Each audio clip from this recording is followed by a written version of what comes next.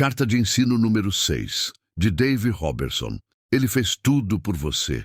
Antes de ouvir este extraordinário ensino, eu sei que você ama a Deus e pode nos ajudar a divulgar a sua palavra. Por isso eu peço que pense em algumas pessoas e compartilhe com ela este ensino. Fazendo isso, você será recompensado por fazer parte da comissão de divulgar as boas novas. E pode ser que quem vai receber esteja precisando de uma palavra de esperança. E também, se desejar, clique no botão do joinha e se inscreva no nosso canal. Agora sim, vamos ouvir este maravilhoso ensino. Querido amigo, quanto mais eu aprendo sobre a nossa nova natureza, mais temor eu tenho por Deus, pois Ele fez os nossos espíritos nascerem de novo com muita perfeição. Por exemplo, o espírito humano tem a capacidade de discernir a verdade e a revelação de todo conhecimento. De fato, ele deseja intensamente a verdade, com uma fome que não pode ser saciada ou satisfeita por nada fora do conhecimento de Deus. Em outras palavras, o conhecimento de quem Ele é e tudo sobre o que o seu reino é. O nascimento novo do espírito humano traz também a capacidade de sermos amados com o mesmo amor com o qual o Pai ama Jesus. E assim, podemos ser um canal através do qual Ele ama outras pessoas com esse mesmo amor divino. De onde vem esta capacidade sobrenatural? João 5:26 nos diz: porque assim como o Pai tem vida em si mesmo, também concedeu ao Filho ter vida em si mesmo. Deixe-me dizer isto desse jeito. Assim como o Pai tinha vida em si mesmo, Ele a deu ao Filho para tê-la em si mesmo. O Filho pegou aquela vida e a deu a você.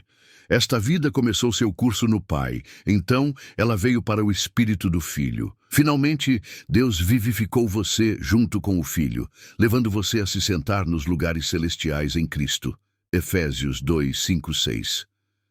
A vida eterna que está em Jesus está agora em você. Uma forma divina de vida que possui a capacidade de sustentar o amor de Deus. Esta habilidade de conhecer Deus e o seu amor é o resultado de uma deliberada escolha da parte de Deus, mas que veio através de um preço muito alto, o sacrifício de seu Filho unigênito. Jesus nos amou tanto que nasceu para morrer. Ele não viveu nesta terra para Ele mesmo. Tudo o que Ele fez, cada passo que Ele deu, toda mensagem que Ele pregou, Ele fez tudo por nós. Algumas vezes, quando estou meditando e orando sobre o que custou a Deus para restaurar a nossa comunhão com Ele, fico pensando como isso é maravilhoso. Parece que Deus dá muito valor ao nosso direito de escolha, um direito que foi o seu dom para nós. Deus nunca violará este direito para que o aceitemos à força. Lembre-se, Deus é onipotente. Ele poderia ter forçado Satanás e seus anjos rebeldes a servirem-no contra a vontade deles, mas ele não fez isso. Deus tinha o poder de submeter aqueles anjos caídos a uma vida de escravidão. Mas ele não exerceu aquele poder por causa do grande valor que deu à escolha. A mesma coisa aconteceu com Adão. Deus poderia forçar o homem a ter uma vida de obediência contra a sua própria vontade, mas ele se recusou a fazer isto. Deus é autossuficiente e ele nunca vai mudar os atributos que fazem-no ser o que ele é. Ele é imutável, o que significa que ele não pode mudar nunca ou ser mudado por qualquer força exterior. Se não fosse assim, quem poderia acreditar nele? Quem poderia saber o que ele iria fazer em seguida? Mas nós sabemos pela revelação de Deus que ele não muda nada por acaso. Nós podemos crer nele porque ele comprou nossa redenção e nos fez seus filhos em seu reino, um reino governado pelo amor. Ele pagou um alto preço para manter a comunhão conosco e nos capacitar para estarmos em sua presença sem medo.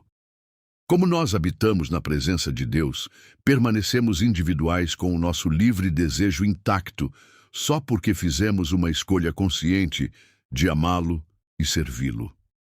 Em Hebreus 10:5 está escrito sobre o amor de Deus por nós, demonstrado através do nascimento de Jesus Cristo. Por isso, ao entrar no mundo, diz: Sacrifício e oferta não quiseste, antes um corpo me formaste. Deus preparou um corpo para Jesus, para que ele pudesse nascer neste mundo e morrer por nós, sem nenhuma outra escolha. Jesus fez referência à razão pela qual ele veio a este mundo quando estava diante de Pilatos, como um prisioneiro condenado à morte. Então lhe disse: Pilatos, logo tu és rei. Respondeu Jesus: Tu dizes que sou rei. Eu para isso nasci e para isso vim ao mundo, a fim de dar testemunho da verdade. Todo aquele que é da verdade ouve a minha voz. João 18:37. Se Jesus não tivesse vindo a esta terra como um homem ordenado ao sofrimento de morte, Satanás teria prendido toda a raça humana na morte espiritual. Nenhum homem teria qualquer chance de redenção, nenhum jeito de entrar para a vida eterna. De fato, depois do pecado ter entrado no mundo pela desobediência do homem, Satanás acreditou que tivesse vencido Deus. Satanás não imaginava que o próprio Deus se tornaria um homem para o único propósito de sofrer a pena de morte que foi pronunciada para toda a raça humana quando Adão caiu. Veja, a natureza de Deus é governada por Ele mesmo, e é por isso que é impossível a Ele mentir. Qualquer promessa que Ele faz à raça humana tem que ser cumprida, sendo ela uma promessa de bênção ou uma negativa de julgamento. De fato, a imutabilidade absoluta de Deus está descrita em Hebreus 6:18, escrito assim: por duas coisas imutáveis, nas quais era impossível para Deus mentir, nós podemos ter um forte consolo para quem recusou do refúgio para sustentar acima de toda esperança deixada antes de nós. Uma das duas coisas imutáveis que Paulo fala nesse versículo é de uma promessa imutável que Deus fez a Abraão, que através de Abraão as nações do mundo todo seriam abençoadas. Para assegurar a Abraão esta promessa, Deus jurou por si mesmo, citando a impossibilidade de mentir como uma prova infalível, onde a promessa seria como um ultimato a ser cumprida. Esta mesma segurança está no fundamento da fé. Nós sabemos que Deus não pode mentir quando Ele faz uma promessa positiva de abençoar a raça humana. Ele está destinado por si mesmo em querer ver a sua promessa cumprida, não importando qual o tipo de manifestação que venha ocasionar. Mas e se for uma promessa divina no sentido negativo? Um exemplo de tal promessa foi aquela feita a Adão quando Deus disse: mas da árvore do conhecimento do bem e do mal não comerás, porque no dia em que dele comeres, certamente morrerás. Gênesis 2:17. E porque Satanás sabia também que era impossível a Deus mentir, ele pensou que tinha enganado a humanidade toda quando fez o homem pecar. A imutabilidade do próprio Deus de mentir foi pronunciada na penalidade de morte a toda a raça humana. Parecia a princípio que Deus não poderia fazer mais nada com aquela sentença de morte, porque ele está ligado pela sua palavra. Mas, uma vez mais, Satanás nunca imaginou que Deus se tornaria um homem para o único propósito de sofrer a morte. Deus declarou a penalidade de morte para ele mesmo. Ele sabia que um dia teria que passar pela morte no lugar de todos os homens, tornando-se uma possibilidade para toda a humanidade de ser salva. Observe a enunciação de Deus quando originalmente declarou a penalidade de morte sobre Adão, advertindo-o que não comesse da árvore do conhecimento do bem e do mal. Porque no dia em que dele comeres, certamente morrerás. Gênesis 2:17. Muitas pessoas têm um problema em entender este decreto divino, porque sabem que Adão viveu até os 930 anos de idade depois de ter comido o fruto proibido. Mas a morte a que Deus estava se referindo não era apenas no âmbito natural, mas também no âmbito espiritual. O dia exato em que Adão comeu do fruto foi o dia em que a morte espiritual entrou em seu espírito e o separou da natureza de Deus. 930 anos depois, foi que a morte atingiu o corpo físico de Adão, assim, trazendo sua morte natural. Isto significa que, de acordo com o relógio milenar de Deus, ninguém viveu um dia completo. Nós lemos em 2 Pedro 3:8. Há, todavia, uma coisa, amados, que não deveis esquecer, que para o Senhor um dia é como 1000 anos, e 1000 anos como um dia. Matusalém foi o homem que chegou mais perto do que qualquer outro ser humano em viver 1 milênio, um dia milenar. Ele nasceu 7 gerações depois de Adão. Matusalém viveu 969 anos. Apesar de tudo isso, a maior coisa que poderia ter acontecido foi há mais de 2000 anos atrás, quando o Salvador nasceu nesta terra. Este Salvador viveu e morreu somente para que nos fosse dada a chance de escolha, se iríamos ou não querer aceitá-lo. Você pode imaginar alguém sofrendo as agonias que Jesus sofreu apenas para que o homem tivesse a escolha de ser salvo? Jesus quis ir para a cruz, mesmo sabendo que a maioria da humanidade zombaria dele e escarneceria de seu nome santo, preferindo isso a aceitá-lo. Ninguém sabe exatamente quantos anos Jesus tinha quando desenvolveu toda a consciência de Deus sobre a sua missão. Talvez ele tivesse 2 anos de idade, talvez tivesse 5 ou 10, talvez até já soubesse dentro do útero. Mas uma coisa nós sabemos: mesmo depois de Jesus ter recebido toda a revelação da cruz e o que iria acontecer com ele, ele ainda escolheu morrer por cada um que cuspiu nele. É bem verdade que nunca ninguém nos amou como Jesus. O amor do nosso Deus Pai foi também manifesto na morte de Jesus. Veja, a cruz nos introduziu ao amor ágape, um amor divino que está além de qualquer coisa que pudéssemos imaginar. Antes da cruz, o mundo não tinha nenhum conceito deste tipo de amor sobrenatural. Para que nós que realmente valorizemos o fato de que Jesus se tornou um ser humano, devemos lembrar que Jesus sabia o que ia acontecer com ele. De fato, ele viu sua própria morte descrita por Isaías, o profeta. Como pasmaram muitos à vista dele, pois o seu aspecto estava muito desfigurado, mais do que o de outro qualquer, e a sua aparência mais do que a dos outros filhos dos homens. Isaías 52:14. Era por volta da hora 9 quando Jesus clamou em alta voz: meu Deus, por que me desamparaste? Marcos 15:34. Houve trevas em toda a terra por um período de 3 horas. Foi sob a cobertura destas trevas que Deus fez Jesus pecado por nós para levar nossas enfermidades e carregar nossas dores. Chegada a hora 6ª, houve trevas sobre toda a terra até a hora 9ª. À hora 9ª, clamou Jesus em alta voz: Eloi, Eloi, lama sabactani, que quer dizer: Deus meu, por que me desamparaste? Marcos 15:33-34. Foi isto que Isaías descreveu no capítulo 52:14, quando disse que o seu aspecto estava muito desfigurado, mais do que o de outro qualquer, e a sua aparência mais do que a dos outros filhos dos homens.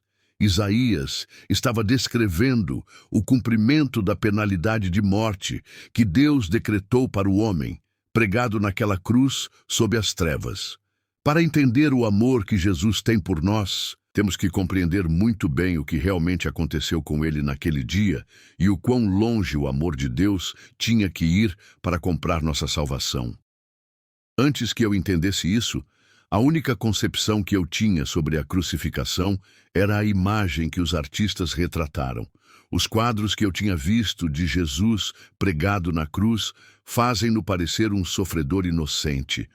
É provável que seja bem deste jeito que os artistas pintam Jesus na cruz. Nós não gostaríamos de um quadro pendurado na parede que descrevesse o que verdadeiramente aconteceu com ele naquele dia, quando ele se fez pecado e carregou as enfermidades e dores de toda a humanidade.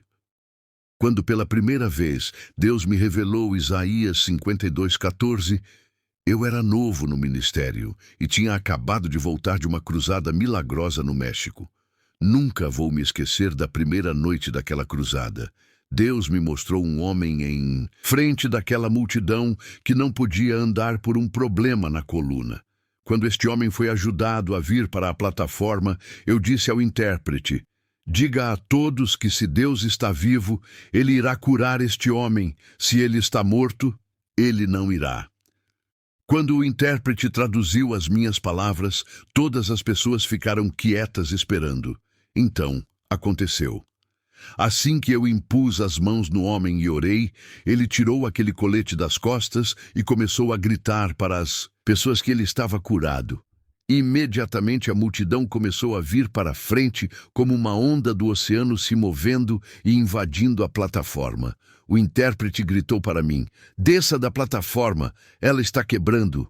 Eu corri para trás da plataforma e acabei ficando encurralado contra aquela pressão da multidão. Levei muitas horas para sair daquela situação. Porque as pessoas viram este milagre com os seus próprios olhos.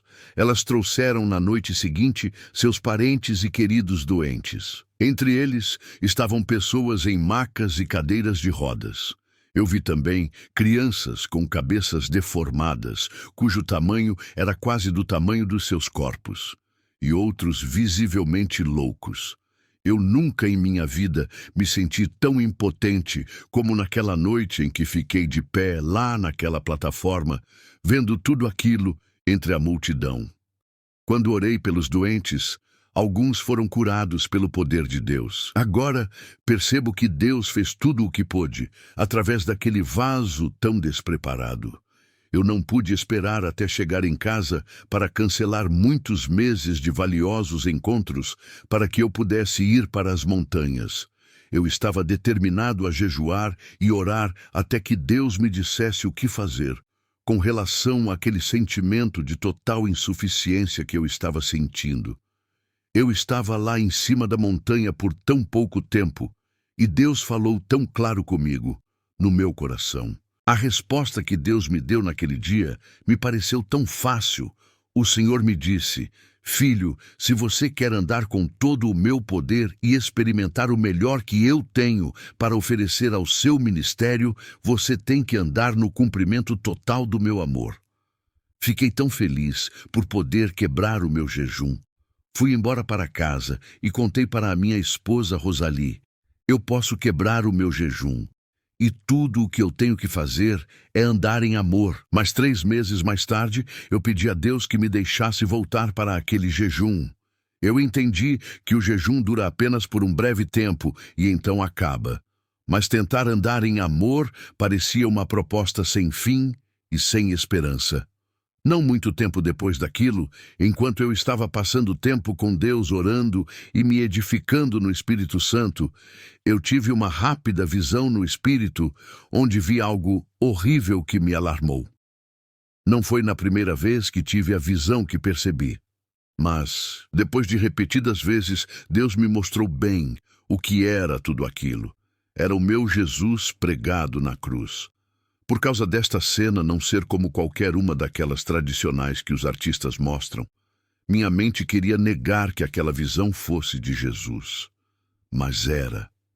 Na visão, eu testifiquei o momento quando, debaixo daquela escuridão, Jesus clamou: meu Deus, por que você me abandonou? Naquele momento, o Espírito Santo extraiu dele. E a lei do pecado e morte, tão poderosa que cobriu todo o planeta, atingiu Jesus em seu seio. Quando isto aconteceu, o corpo dele recebeu todo o impacto de uma terrível enfermidade, pobreza, dor e pecado. O semblante de Jesus e a sua fisionomia estavam tão alterados, pois de repente caíram sobre ele os pecados do mundo, tornando sua feição irreconhecível. Tente imaginar alguém que odeia demais o pecado como Deus e de repente tendo que se tornar o pecado que ele sempre desprezou. Isto foi o que Jesus teve que tolerar. Sua justificação foi de repente mudada. Por algo tão estranho a ele, o trauma que ele recebeu causou-lhe um choque, sem mencionar a tortura física que sofreu. Todo o seu corpo estava inchado e a expressão do seu rosto estava alterada, a tal ponto de não ser reconhecido. A sua aparência física, a parte que se podia ver, era apenas o reflexo do que estava acontecendo dentro dele, agonizado sob o choque do pecado. Com todas as trevas espirituais e naturais ao seu redor, Jesus clamou em alta voz: meu Deus, por que você me abandonou? E então morreu. Com tudo isto em mente, veja em Isaías 52:14, mais uma vez. Como pasmaram muitos à vista dele, pois o seu aspecto estava muito desfigurado e a sua aparência mais do que a dos outros filhos dos homens. Agora, então, considere esta pergunta: por que Jesus quis tanto sofrer estas coisas horríveis? Por causa do seu grande amor por nós. Então, se nós temos algum problema em aceitar Jesus ou em dar em amor, talvez precisemos de uma revelação maior do quanto somos amados. Ninguém nunca nos amou como o nosso Jesus. A partir do momento que recebemos um entendimento maior da extensão do seu amor por nós, já estamos liberados para começar a amar os outros com aquele mesmo tipo de amor. Pense nisto.